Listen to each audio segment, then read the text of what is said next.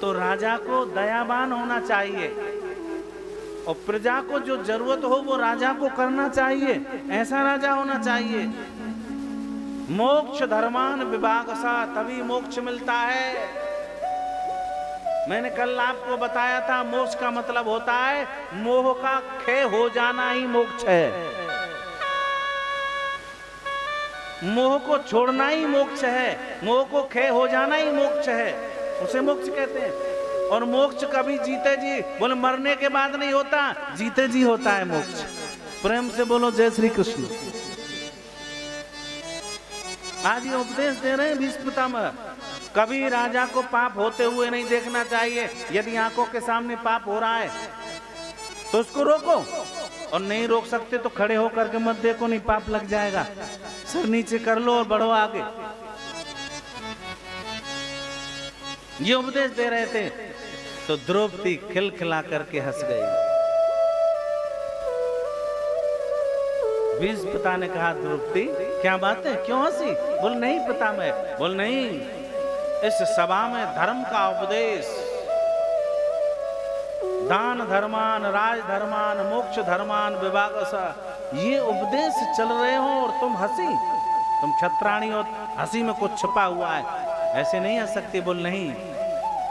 बोले बताओ, मैं उत्कंठा को लेकर के मरना नहीं चाहता, बताओ क्या बात है।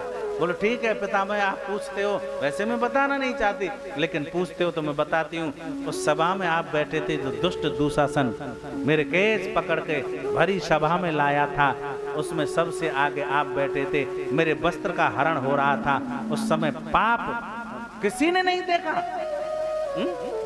वह भी तो पाप था, आपने पाप को रोका क्यों नहीं? आप जरा भी इशारा कर देते, किसी की ताकत नहीं जो मेरे वस्त्र का हरण कर लेता। सज्जनों, आज हिलकियों से रो पड़े पितामह।